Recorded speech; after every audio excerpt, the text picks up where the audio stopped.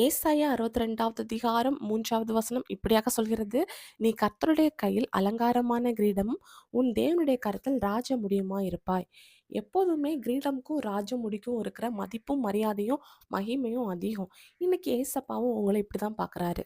இன்னைக்கு இந்த உலகத்தோட பார்வைக்கு நீங்க ஒண்ணுமே இல்லாம இருக்கலாம். உங்க பார்வைக்கு கூட உங்கள பார்க்கும்போது அவ்வளோ அருவருப்பா இருக்கலாம். இன்னும் மற்றவங்க உங்கள ஒதுக்கி தள்ளலாம். ஆனா, என்னைக்குமே உங்கள நீங்களே குறைவா மதிப்பிடாதீங்க. ஏன்னா, ஏசப்பா உங்கள அதிகமா வேல்யூ பண்றாரு. ஏசப்பா உங்கள நேசிக்கிறாரு. அதன் நிமித்தம் நீங்க இந்த கிரீடம் மாதிரியும், ராஜமுடி மாதிரியும் அவருடைய கரத்துல இருக்கிறீங்க. அப்போ நீங்க ஒரு சேஃபான பிளேஸ்ல இருக்கிறீங்க. ஏசப்பா உங்களுடைய வேல்யூவையும் மாற்றப் போறாரு. உங்களையும் மகிமை உள்ள ஒரு ஆளா மாற்றுவாரு. இந்த உலகத்துக்கு முன்னாடி நீங்க தேவைப்படல, தேடப்படல. ஆனா ஏசப்பாவுடைய கரத்துல நீங்க தேவைப்படுறீங்க, தேடப்படுறீங்க.